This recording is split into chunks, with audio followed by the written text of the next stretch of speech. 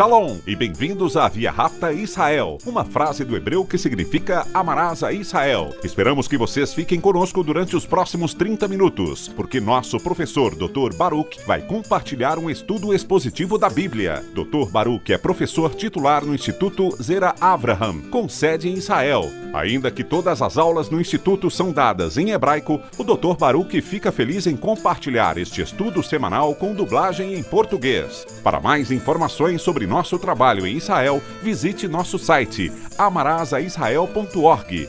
Fiquem agora com o Dr. Baruch e a aula de hoje.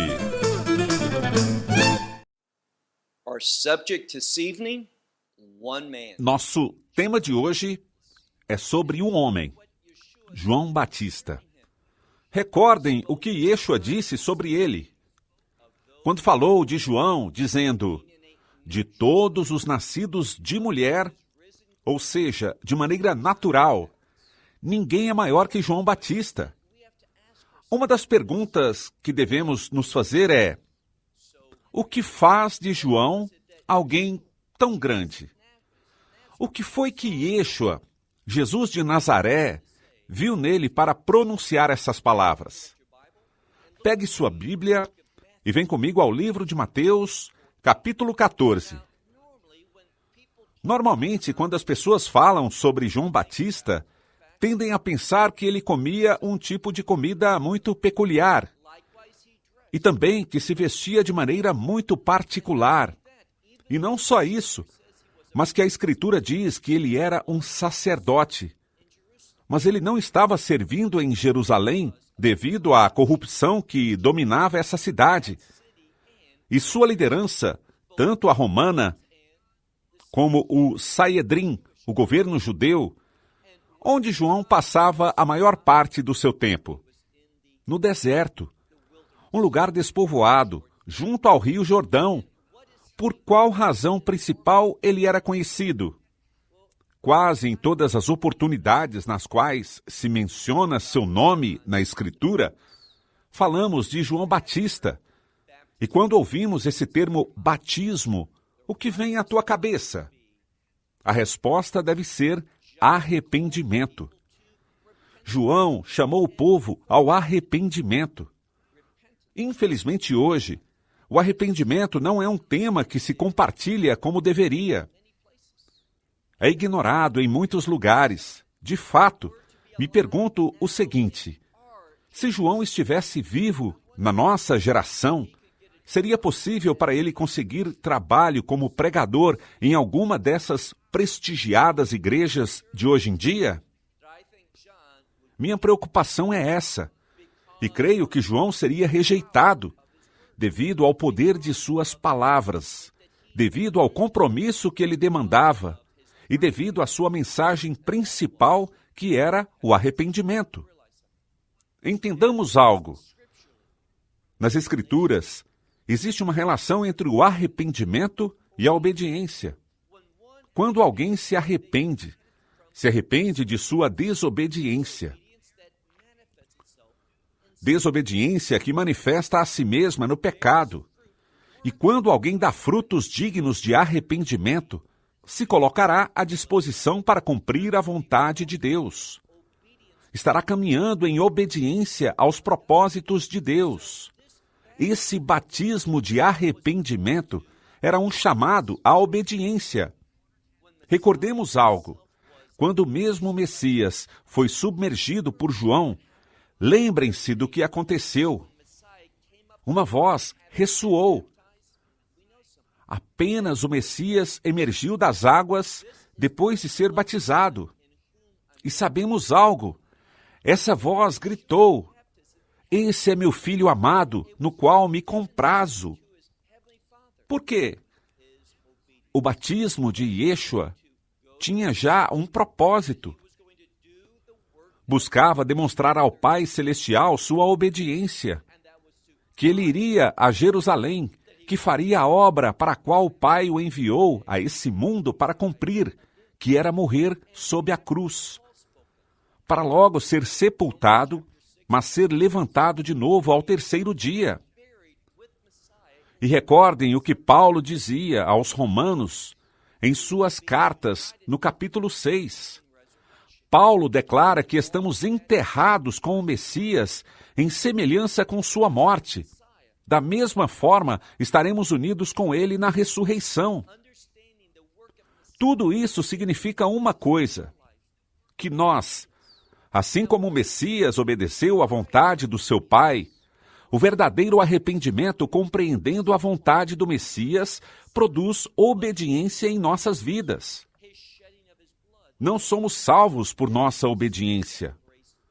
Somos salvos pela graça, baseada na obra do Messias, no que ele fez sob a cruz, seu derramamento de sangue.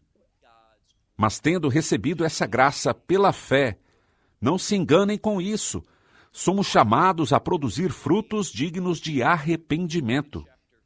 E o que isso significa? Significa obedecer à vontade de Deus, fazer sua vontade. Dito isso, pegue sua Bíblia e vem comigo ao livro de Mateus, capítulo 14. Livro de Mateus, capítulo 14. Notem como esse primeiro versículo começa. Lemos aqui: nesse tempo, e sempre que escutarmos uma expressão como essa, nesse tempo, o leitor deve se perguntar: de qual tempo estamos falando? Qual é o contexto? O que acaba de passar? E recordarão que Yeshua estava em sua própria cidade, em Nazaré, e ali diz algo. No final do capítulo 13, diz que devido à falta de fé, recordem o que disse ao concluir na semana passada, essa frase, falta de fé, significa literalmente estar contra a fé. Não significa que eles não entendessem o que era a fé, mas que eles tinham uma oposição frente à fé e, por essa razão, ele não realizou muitos milagres. Eles não testificaram o poder de Yeshua. E quando falamos sobre a falta de fé, quando falamos sobre não crer, sabem o que deve vir à nossa mente? Vejam novamente esse texto, Mateus 14, versículo 1. Aqui vemos um representante, por excelência, do que é a falta de fé e por se opor à fé. De quem falo? Lemos aqui, nesse tempo, Herodes, o tetrarca. Esse era um líder sobre uma das 4 áreas de Israel. Ele era um líder que tinha grande influência, era um homem importante. E notem o que era dito dele. Herodes, o tetrarca, ouviu as notícias sobre Yeshua. Ele escutou sobre o que Jesus estava fazendo, suas obras poderosas, os milagres, seus poderosos ensinamentos, como ele estava impactando as pessoas para o reino de Deus. E notem a conclusão de Herodes. Mas atenção, não estamos falando de Herodes o Grande, que já havia falecido, mas falamos de outro rei que se chama Herodes, o tetrarca. E diz aqui, em outro texto, vejamos agora o versículo 2. E disse aos seus servos: esse é João Batista. Entendamos algo. Ele diz que quando ouve de alguém que anda realizando grandes obras, obras de reino, falando sobre o reino, sobre regressar a Deus, porque, entendam algo, a mensagem de Yeshua era a mesma mensagem de João Batista. Quando João se colocou na frente do Rio Jordão, o que ele dizia? Ele dizia: se arrependam, porque o reino de Deus está próximo. E quando Jesus começou a pregar, qual foi a sua mensagem? Busquem em qualquer momento, e já estudamos aqui há vários meses atrás, em Mateus 4:17, quando Jesus diz as mesmas palavras: arrependam-se, porque o reino dos céus está próximo. João e Yeshua tinham a mesma mensagem. E insisto, não ouvimos muito sobre o arrependimento hoje em dia. Não ouvimos muitas mensagens que apontam à convicção, que apontem ao pecado. Isso não é popular, não é agradável para as pessoas. Não vai lotar estádios, nem venderá muitos livros. É certo, não agradará, mas agradará a Deus, Porque Deus chama as pessoas ao arrependimento. E se você não vive uma vida em arrependimento, ou seja, se você não busca dar as costas ao pecado e obedecer à palavra de Deus, não poderá agradar a Deus, não caminhará em sua vontade, não será alguém que segue a guia do Espírito Santo. Herodes ouviu sobre a obra e os feitos de Ieshua. E o que ele disse? Disse aos seus servos o seguinte: esse é João Batista. Ele ressuscitou entre os mortos. Muito importante, dentre os mortos, ressurreição. Sempre que encontrarmos nas Escrituras uma referência à ressurreição, em que devemos pensar? A resposta é no reino. Há uma estreita relação nas Escrituras entre a ressurreição e o reino de Deus. Por isso, quando ele ouviu sobre um homem falando e ensinando sobre o reino, fazendo obras de reino, fazendo a ordem do reino na vida das pessoas, obras de restauração, como sabia que João também falava sobre o reino, incorretamente assumiu que esse Ieshua era João Batista, ressuscitado entre os mortos. E vejam a seguinte frase: por essa razão, a pergunta que nos devemos fazer, devido a que, por certo, a expressão por essa razão é enfática no idioma original. Significa que o autor foi inspirado para enfatizar essa declaração, essa frase, por essa razão. Qual razão? João estava em uma posição, e veremos que, sem dúvidas, não é um assunto de interpretação. Não é que eu veja assim e outros o vejam de forma diferente. O texto declara enfaticamente sobre qual era a razão que Herodes cria que causou todas essas obras poderosas de Ieshua. Quem, equivocadamente, ele pensava que era João Batista ressuscitado? Bem, te direi qual era a razão, mas notem qual foi o resultado. Vejamos no final do versículo 2. Temos a palavra poder, mas está no plural e nos fala sobre poder para fazer grandes coisas, um poder milagroso, para fazer obras milagrosas e grandiosas.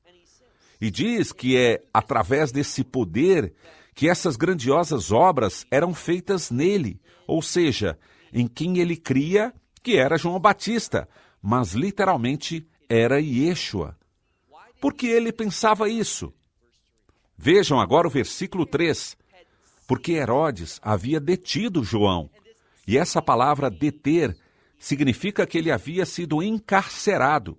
E conhecemos o restante da história. Mas sigamos lendo. Porque Herodes havia detido João e o havia encarcerado e o meteu na prisão. E por quê? Por causa de uma mulher, Heródias. Heródias tinha sido previamente casada com Felipe. E Felipe era o irmão de Herodes, o tetrarca. Essa é a chave.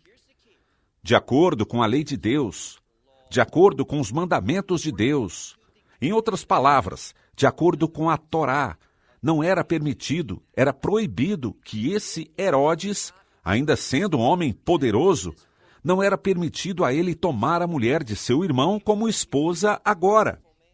E a Torá ensina, e por isso segue lendo, veja o final do versículo 3, onde diz: depois de encarcerar João e jogá-lo na cadeia, por causa de Heródias, a esposa de seu irmão Felipe, porque ele havia dito: quem é ele?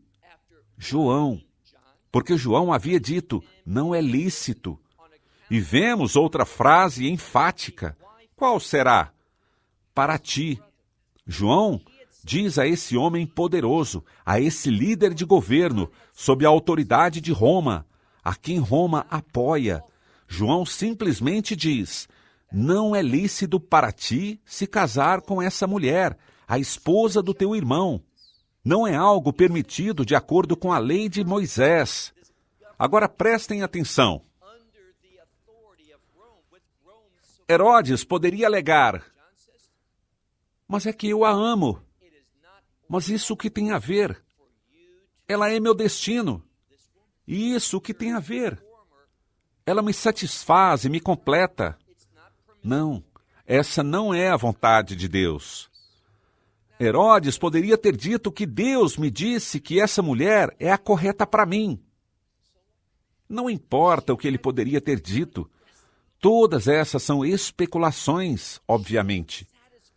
Mas nada disso importa, porque não havia circunstância, palavra, nenhum evento que tivesse feito com que João Batista declarasse que essa mulher era permitida para esse homem. Numa cerimônia de casamento rabínica, a primeira coisa que o oficiante, o rabino, declara, e há uma bênção que acompanha essa bênção, que é o Raf. E não só ele, mas o comitê em Israel. Hoje, a Associação Rabínica Local avalia o casal e a primeira declaração que se diz na cerimônia de casamento, antes de todo o matrimonial, a rupa, é bendito seja o Senhor, Deus de Israel, Rei do Universo, porque essa mulher é permitida para esse homem. Nada pode continuar, a cerimônia não pode acontecer, e João Batista não se deixou influenciar pelo poder. Ele não se deixou influenciar pela autoridade do governo, o que faz alguém grande. A razão pela qual Jesus ter dito que todos os nascidos de mulher, ninguém é maior que João Batista, é porque João se posicionou pela integridade das Escrituras. Ele era fiel à palavra de Deus. E permitam-me dizer que, se sua vida não reflete esse mesmo compromisso com as Escrituras, não estará vivendo de uma maneira que agrada a Deus. E não experimentará a liderança, a guia do Espírito Santo na sua vida. E não terá a bênção de Deus. Pode ser que você tenha prosperidade nesse mundo, mas não terá a bênção de Deus. Vejam novamente o versículo 4. Porque João o tinha dito, não é lícito para ti tê-la. E por essa razão, Herodes diz, ele desejava assassinar João Batista. Mas devido a seu temor ao povo, devido a que, como profeta, ele, ou seja, João Batista, era considerado um profeta. As multidões, o povo, todas as pessoas conheciam João. Eles viam seu estilo de vida, ouviam suas palavras e observavam sua humildade pelas roupas que vestia e o quanto de autonegação ele praticava pela comida que comia. Por tudo isso, as multidões o consideravam como um profeta. Passamos ao versículo 6. Mas isso significa em contraste com tudo que vimos. Herodes fez algo. Era seu aniversário e estava celebrando. E no meio dessa festa de aniversário, o que houve? Vemos a filha de Heródias. E a esposa ilícita de Herodes, ela tinha uma filha que era muito jovem. E o que ela fez? Ela dançou no meio, ou seja, entre os convidados, de todos que tinham se reunido para essa festa de aniversário do Herodes, o tetrarca. Ela dançou, e notem o que ele diz. Sigamos lendo na segunda parte do versículo 6. E ela agradou a Herodes. A ele lhe agradou sua dança. Passa agora ao versículo 7, pelo qual, com o juramento, ele prometeu dar a ela o que quer que ela pedisse. Isso é vital. Vemos que Herodes ficou tão tocado, não tocado pela palavra de Deus, não tocado pelos mandamentos de Deus, não interessado na vontade de Deus. Mas quando essa jovem dançou no meio dessa celebração de aniversário diante de Herodes, essa dança o agradou tanto que o levou a fazer algo por orgulho. E ele disse, o que você quiser pedir, debaixo de juramento te digo que te darei. E notem o que ele diz depois. Ele diz algo muito importante. O que você quiser pedir, eu te darei. E no Evangelho de Marcos diz, ainda que seja a metade do meu reino. E o que aconteceu? Vejamos agora o versículo 8. Mas ela, tendo sido, e a palavra aqui significa que foi instruída previamente. Tendo sido previamente instruída por sua mãe, o que ela lhe disse? Lhe disse, dá-me em uma bandeja a cabeça de João Batista. Não só disse João, mas João Batista. Por qual razão? Recordem o que disse antes. O batismo se relaciona com o arrependimento. E o mundo odeia o arrependimento devido a que o espírito de arrependimento é exatamente o contrário. Está contra ao espírito desse mundo, aos caminhos desse mundo. O arrependimento de João, seu chamado ao arrependimento e o compromisso de João com a lei de Deus. E me permitam recordar-lhes que essas duas coisas vão juntas. Quais duas coisas? O espírito de arrependimento e a palavra de Deus. Essas duas coisas vão juntas. Por isso ela diz, dá-me a cabeça de João Batista em uma bandeja. E o rei se colocou. Esse pedido lhe causou muita tristeza.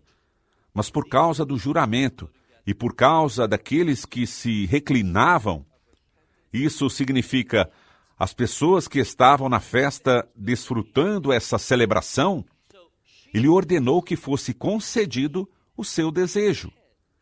Versículo 10. E ordenou que decapitassem João na prisão. Versículo 11. E a cabeça dele, ou seja, a cabeça de João Batista, foi trazida a ela numa bandeja e dada a essa jovem. E o que ela fez? Ela a levou à sua mãe. Tudo isso nos diz uma coisa. O que era uma coisa muito evidente nessa família era o fato de que todos estavam muito irritados. Tinham uma grande ira, porque lhes foi dito algo. E foi que não era lícito o que eles queriam. E o que queriam fazer, e o fizeram, foi acabar com a vida de João. Isso é algo muito profético, porque o mundo vai querer acabar com essas pessoas, com aqueles que vivem uma vida de arrependimento. E isso é o que vemos na nossa era. Vemos como as coisas estão mudando rapidamente nesse mundo. Estamos nos aproximando mais e mais, se não é que já não estamos ali, quando o mundo chama o que é mal de bom, e ao que é bom de mal diante dos olhos de Deus. O mundo o amará e promoverá tudo o que é mal. O mundo cegará tudo o que é mal. Estamos vivendo no tempo no qual o arrependimento, os mandamentos, a vontade de Deus, tudo isso está sendo colocado de lado. E aqui está o resultado trágico. Muitas igrejas, muitas pessoas que levantam esse livro, o que acontece é que há um crescimento de autoproclamados profetas hoje em dia. E esses supostos profetas não são fiéis, não estão seguindo o que os antigos profetas proclamaram. Não estão chamando as pessoas ao arrependimento. E não estão chamando as pessoas a um estilo de vida que agrade a Deus. Não estão falando sobre convicção às pessoas. O que eles fazem? Fazem cócegas nos nossos ouvidos. Eles, supostamente, ouvem de Deus exatamente o que as pessoas querem ouvir. Eles são aqueles de quem o Messias advertiu dizendo que nos últimos dias haveria muitos falsos profetas. Devemos nos preparar. Devemos ser sábios na vontade e na palavra de Deus. É só quando discernimos a palavra de Deus que teremos uma perspectiva para entender qual é a vontade dele. Vejamos agora o nosso último versículo, o versículo 12. Seus discípulos. De quem? De João Batista. Seus discípulos vieram. Esta palavra, para vir, tem a ver com ser feitos vir. Eles não teriam vindo a não ser pelo fato de que ouviram sobre o assassinato de João. E isso é exatamente o que aconteceu. Vimos que o rei Herodes, vimos que sua esposa Heródias, vimos que essas pessoas assassinaram um homem que falava a verdade. Ali é onde o mundo se dirige. Isso ocorrerá mais e mais nos últimos dias. O mundo não vai tolerar a quem fale e chame o mundo a se arrepender. Assim, os discípulos de João vieram e tomaram o corpo, o cadáver de João Batista, e o enterraram. E o que eles fizeram depois? Depois disso, contaram a Yeshua. O que lhes contaram? O que havia ocorrido. Que João, quem promoveu Yeshua, foi assassinado. E esse é o meu último ponto.